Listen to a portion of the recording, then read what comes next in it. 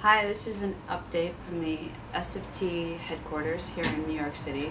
And this is Kun-sang. Nick. And Chan.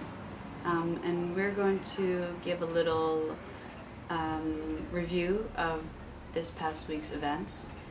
The week started off last Thursday at the start of the Beijing Olympics, where we held a protest and a candlelight vigil in Union Square.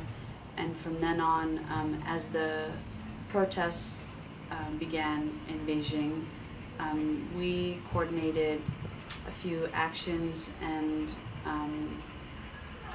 ways of showing our solidarity throughout the city, coordinating with the Tibetan Youth Congress and the Tibetan community, as well as another event that we did coordinating with the Taiwanese community in New York.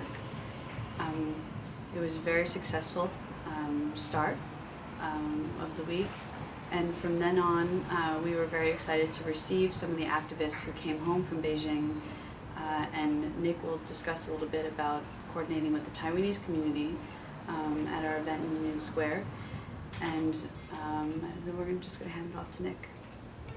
Sure. So after the kind of kickoff event that we did in Union Square for the Olympics on the 7th, that actually same night we went to the Chinese consulate and did a really amazing projection action.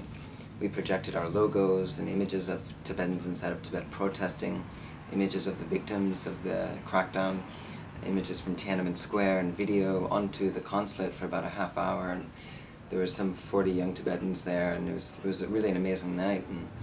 And after we came home or back to the office, we cut a video and put it on YouTube that night, and it was getting lots of hits. And actually, it was funny, very shortly after that, the IOC lodged a copyright infringement notice on the video, and it's been like 3 days, and I think today, this morning, they just kind of lifted it. But the video was just displaying exactly what we did at the projection. And that, I think, for a lot of people was kind of like a really upbeat moment for us in New York.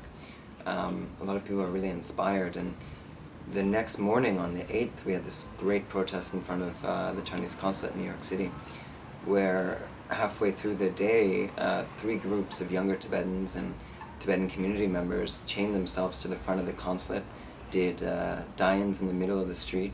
And I think the most inspiring thing for me about that was that there was a few young Tibetans who hadn't come to any of our trainings that we did prior to that, who decided the night before they really wanted to take action.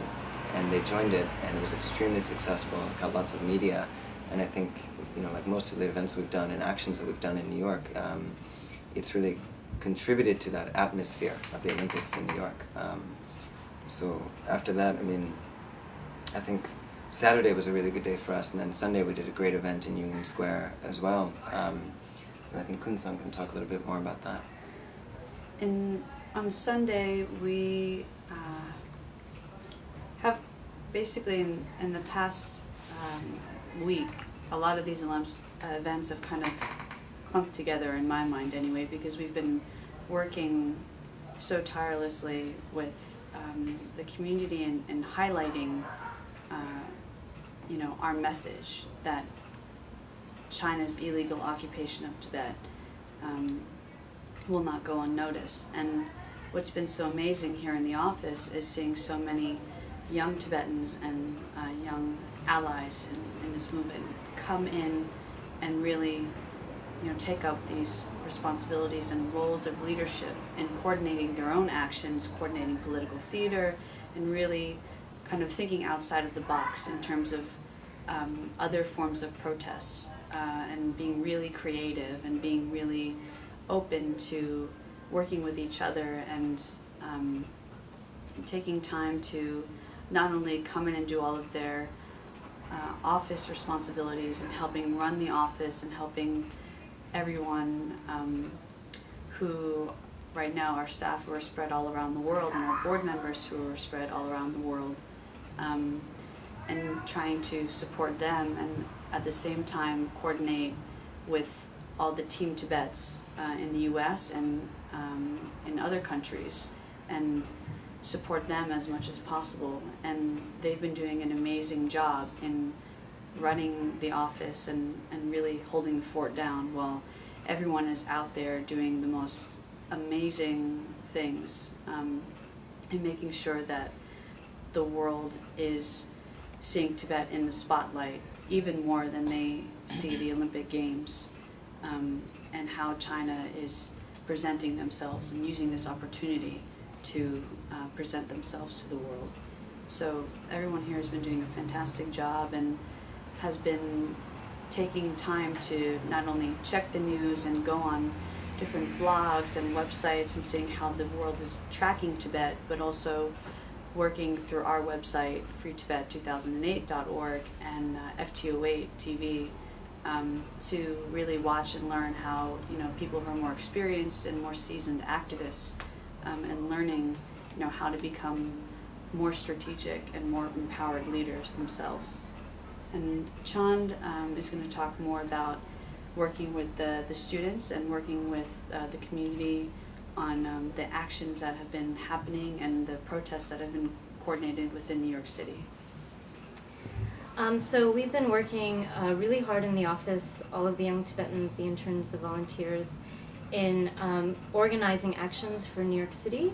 And today, Wednesday, we had 2 amazing actions, one right after the other in Union Square in downtown Manhattan, where first about 18 people went into a large building in Union Square, which is, the facade is all windows, with rolled up posters, and at the same moment they all unrolled their posters in each window, which spelled out "One World, One Dream, Free Tibet 2008. And while they were doing that, the rest of us who were outside watching it started a rally and pointed at the windows to gain attention, and it got a lot of attention, and it was really, really amazing. Soon they were taken down by the department store security, but it did last a few minutes, and it was really incredible, you know, because you can see it in, you know, pretty far and wide. And then after that, when they came down with their banners, we sort of unrolled it again in Union Square, and rallied a little bit, which was really amazing, and a lot of people walking by came to support us, and just other Tibetans who were in the area, and people who came, and it was just amazing. And then after that, some young Tibetans put on a political theater musical in Union Square, which was incredible. It was inspired by the movie Mulan, and it was it was really nice, and it was so good that people started, you know, kind of gathering towards the end, that we decided to do an encore performance a few minutes later for those who missed the beginning. And you know, really got a lot of attention, and it was really, really well directed and well written and very well performed and sung. So that's what happened today. And I'm going to talk a little bit about what we're planning for the end of the week. And so on Friday, August 15th, we're planning a Freeze for Tibet action in Grand Central Terminal.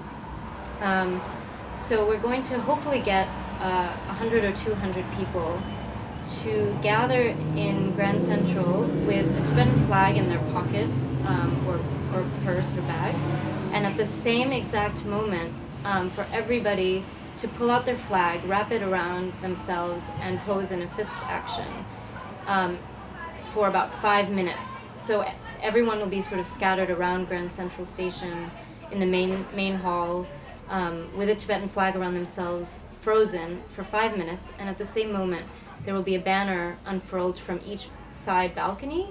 One will be a large banner that spells out "One World, One Dream, Free Tibet," and the other one will be a very large Tibetan flag. And so we hope to do that for 5 minutes at least, and we think it will get a lot of attention. And some interns will also be handing out flyers to people who are walking around who kind of are wondering what's going on, to sort of gather more awareness from people and just let them know what's going on, why are these people doing that. So that's what's going on, and there are lots of other events coming up, and Nick, why don't you talk about what else is going on? Sure, definitely.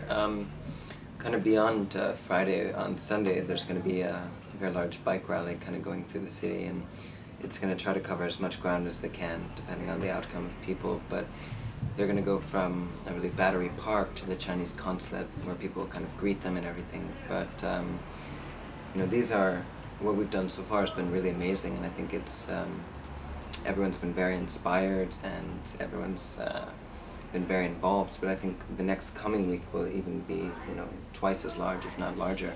We're going to be hosting in New York a convergence of North American Tibetans, primarily on the East Coast and in the Midwest, or in the Mid-East, I guess, Midwest, who are going to come here, and for the last 3 days of the Olympics, they're going to gather.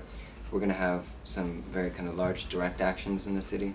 We're going to have very large protests on the 23rd, the day before the last day of the games. We're going to have a human chain throughout New York City. And I think actually that over the past few weeks, what's been most inspiring to me is really seeing everyone step up and really use this opportunity that we've had. And I think New York's really utilized the Olympics in a way that we hope to see in other cities over the next few weeks. And you know, I think it's yet to be seen what the outcome of it all is for New York, but we've been very inspired by cities all across the world who've taken really effective direct action and really shine the spotlight on China on the side that isn't really being covered by the rest of the world, that isn't being shown. So with that, I'll just wrap up and get any closing statements. Yeah, I mean, I think here in New York we're lucky to have a lot of amazing rock star SFTers who are so dedicated and so inspiring, and to have them be a part of it and have them be also in charge of a lot of the events and a lot of the programs and actions that have been taking place, I think has been inspiring for them as well. And you know, when they see like the activists who are risking their lives and who are taking action in Beijing and in London, in Canada, even here in the States, in San Francisco, it really means something to them, and it means something to all of us here at the office, and in seeing how effective all the hard work and the training and the strategies behind them really do come together. And just this morning, you know, seeing the footage from the Ethnic Minorities Park, everyone was here glued to the computers trying to find out as much video and information about, you know, Pamayoko's action with the other activists and how incredible that was, and then learning how to spread that and make that viral and like become better bloggers, and you know, a lot of new tactics, and you know, that they're learning, or that we're all learning, you know, on the job, I guess, you know. But I would just say that, you know, to keep in touch with us here at the office for anything that you might need, any support, any advice, or whatever that we can do. And to, if you are out there doing amazing things, please send it to us, like photos or whatever, so that we can put it up on our website and the F208 website, because we want to know what everyone's doing. We know what we're doing, but most of the time, sometimes we can't always catch up with that. So we want to know what everyone's doing, and like all the incredible people out there working hard right now. So Han and Tendor, we send our well wishes, and you know you're doing an amazing job out there also.